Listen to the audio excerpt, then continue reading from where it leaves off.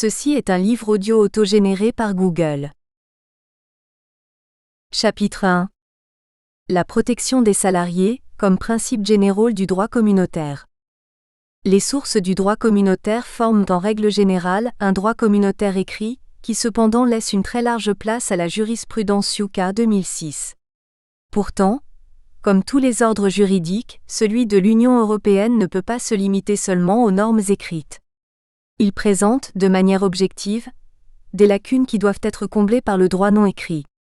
Les sources non écrites du droit communautaire sont les principes généraux du droit VOICULESCU 2005. Il s'agit de normes qui reflètent les conceptions essentielles du droit et de la justice, auxquelles est soumis tout ordre juridique. Les principes généraux du droit sont des règles non écrites que la Cour de justice applique et qui, de cette manière, sont intégrées dans le droit communautaire.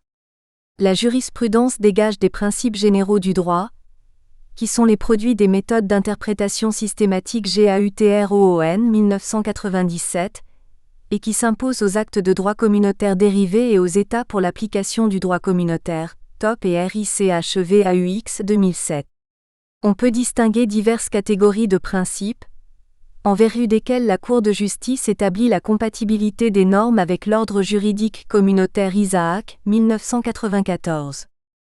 Les principes caractéristiques du système communautaire résultent des dispositions des traités tels que la coopération loyale, l'équilibre institutionnel, la libre circulation, la non-discrimination basée sur la citoyenneté, la primauté du droit communautaire, l'effet direct, etc., et aussi la protection des salariés BONNCHERE 1999, qui ont notamment comme conséquence l'existence d'un principe de non-régression en droit du travail Vigneault 2006. Les principes du droit sont établis et appliqués, en particulier par le biais de la Cour de justice qui assure le respect du droit lors de l'interprétation et de l'application du traité. De même, l'article 215.2, qui gouverne la responsabilité de la communauté dans la matière du droit civil, prévoit que la responsabilité sera déterminée conformément aux principes généraux communs aux droits des États membres. Les principes généraux du droit ne doivent pas être confondus avec les principes fondamentaux du droit communautaire, tels qu'ils sont prévus dans le traité CEE, comme par exemple le principe de la libre circulation des marchandises et des personnes, le principe de la non-discrimination basée sur le sexe ou la nationalité, etc. Le tome CE a prévu, dans le domaine de la responsabilité non contractuelle de la communauté, le recours aux principes généraux communs aux droits des États membres, mais la Cour a jugé que l'on peut recourir à ceux-ci aussi dans d'autres domaines, statuant ainsi elle met en évidence une différenciation entre eux, qualifiant certains principes comme droits fondamentaux.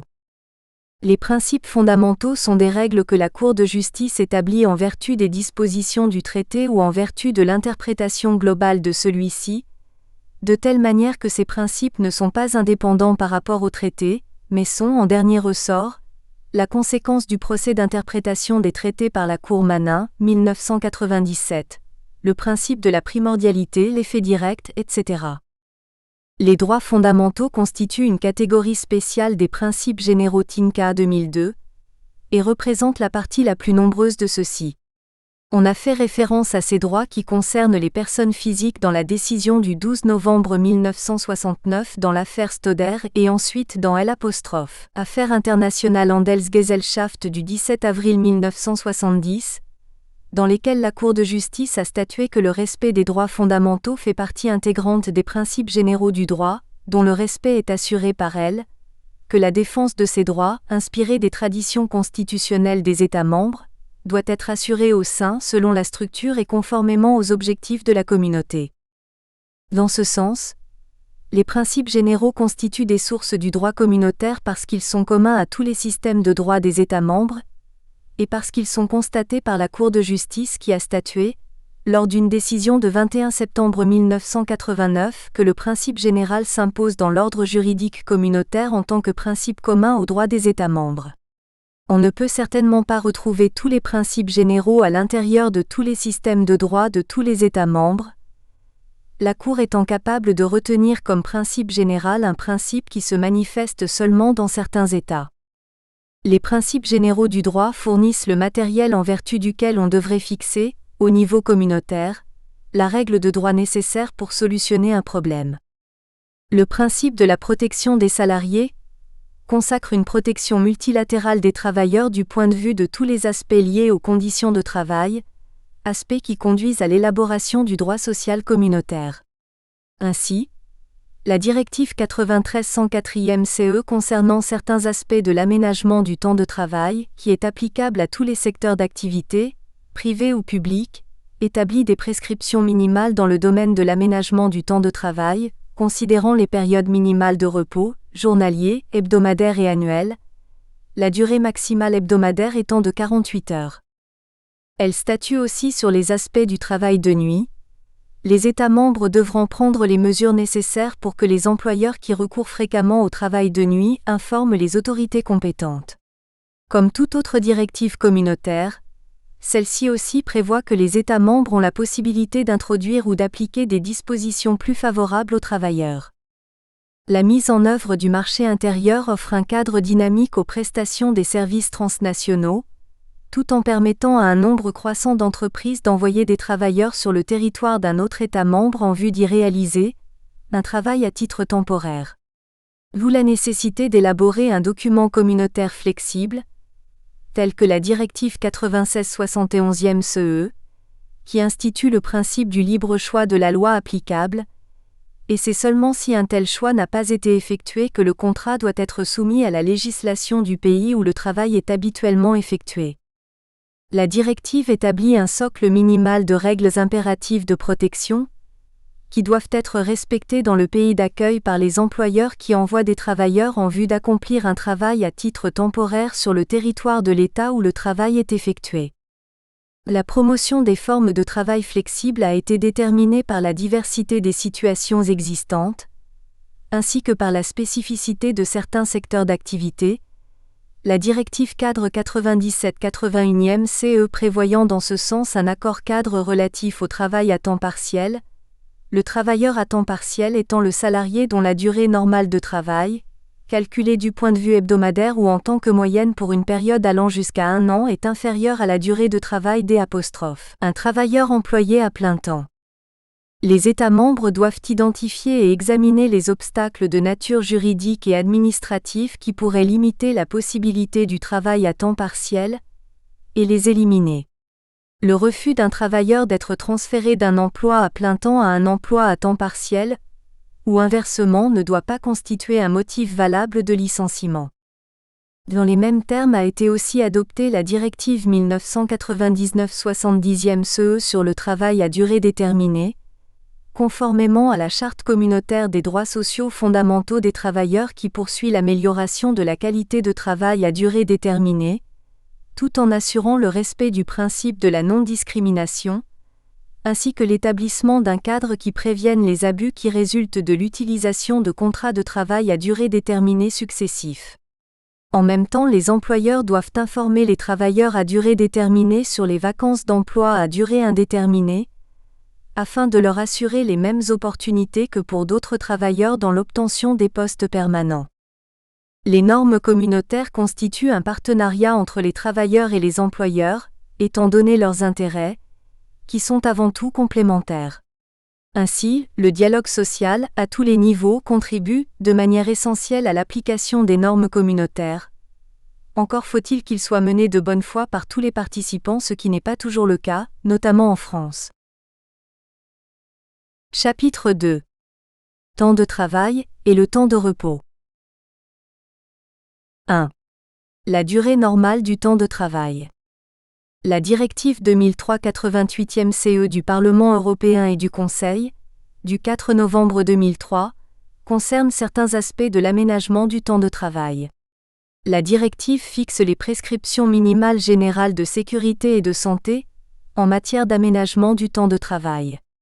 Elle vise en outre les périodes de repos Morel, 2004, journaliers, les temps de pause, les repos hebdomadaires de travail, les congés annuels, ainsi que certains aspects du travail de nuit et du travail posté, c'est-à-dire travail organisé en équipes successives, qui se relaient en permanence au même poste de travail.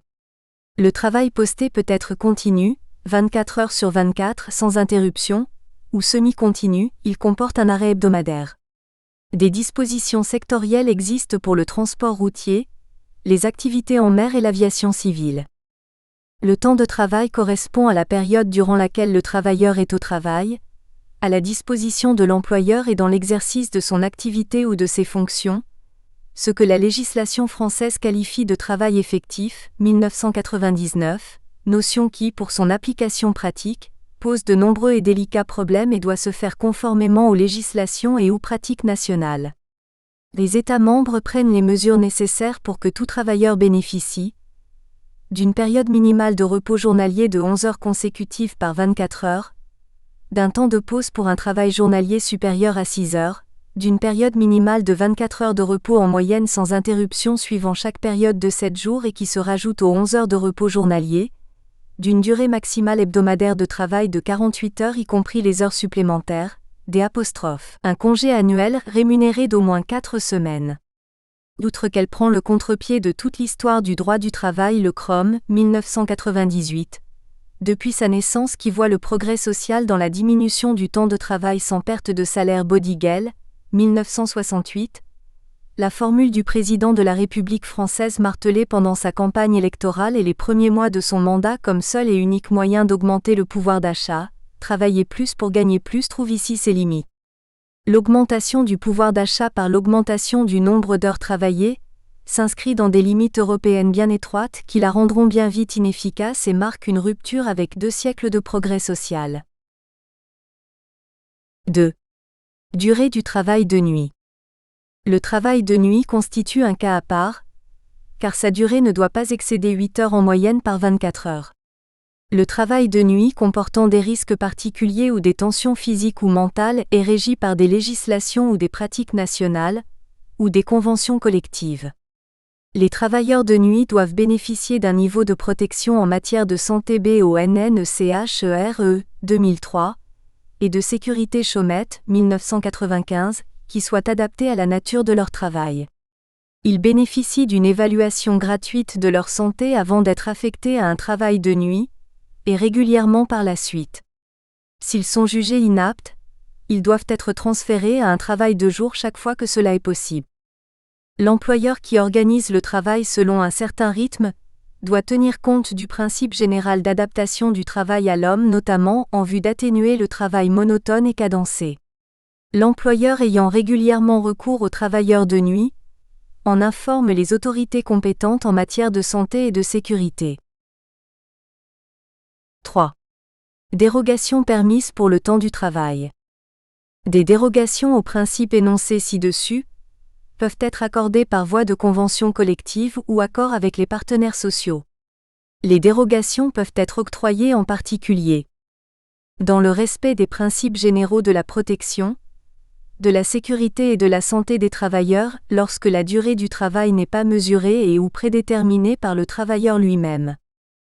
Pour certaines activités caractérisées par un éloignement entre le lieu de travail et le lieu de résidence du travailleur, comme les activités offshore, c'est-à-dire l'activité réalisée sur une installation offshore, en correspondance avec l'exploitation des ressources minérales effectuée par le forage ou par une installation existante sur une navette maritime. Pour les activités de garde ou de surveillance destinées à assurer la protection de biens ou de personnes, pour les activités caractérisées par la nécessité d'assurer la continuité du service, tels que les soins hospitaliers, l'agriculture ou encore les services de presse et d'information. En cas de surcroît prévisible de l'activité, notamment dans les secteurs de l'agriculture, du tourisme ou des services postaux ainsi que pour les personnes travaillant dans le secteur du transport ferroviaire, à condition qu'un repos compensateur soit mis en place. Selon des critères énumérés dans la directive, par exemple les activités caractérisées par la nécessité d'assurer la continuité du service ou de la production, par voie de convention collective ou d'accord conclu entre partenaires sociaux. Les dérogations pour les périodes de référence pour le calcul de la durée du temps de travail hebdomadaire ne peuvent dépasser 6 mois, par convention collective, 12 mois. Un État membre peut autoriser un employeur à déroger à la limite de 48 heures hebdomadaires de travail, à condition que le travailleur donne son accord. Il ne doit subir aucun préjudice en cas de refus. L'employeur s'engage à tenir un registre, accessible aux autorités compétentes, sur chaque travailleur ayant accepté de dépasser les limites d'heures de travail. Les principes généraux de sécurité et de santé doivent être respectés. Des dispositions particulières s'appliquent à certains secteurs d'emploi. Travailleur mobile. Un travailleur qui fait partie du personnel roulant ou navigant d'une entreprise qui effectue une activité de transport de personnes ou de marchandises sur les routes terrestres ou maritimes intérieures et activités offshore. Les dispositions sur le repos journalier, le temps de pause, le repos hebdomadaire et le travail de nuit ne s'appliquent pas aux travailleurs mobiles. Cependant, les États membres garantissent un repos suffisant en accord avec les orientations de la directive. Les périodes de référence pour les travailleurs offshore peuvent être portées à 12 mois pour le calcul de la durée maximale du temps de travail hebdomadaire. Travailleurs à bord des navires de pêche. Les dispositions sur le repos journalier, la durée maximale hebdomadaire du travail et le travail de nuit ne s'appliquent pas aux travailleurs à bord d'un navire de pêche d'un État membre, mais la moyenne hebdomadaire de travail ne doit pas dépasser 48 heures sur une période de référence d'1 an. Le nombre maximal d'heures de travail est de 14 heures par période de 24 heures et 72 heures hebdomadaires. Le nombre minimal d'heures de repos n'est pas inférieur à 10 heures quotidiennes et 77 heures hebdomadaires. Des dispositions nationales, des conventions collectives ou des accords avec les partenaires. Nous espérons que vous avez apprécié cet aperçu. Pour continuer à écouter ce livre audio sur Google Play Livres, utilisez le lien dans la description de la vidéo.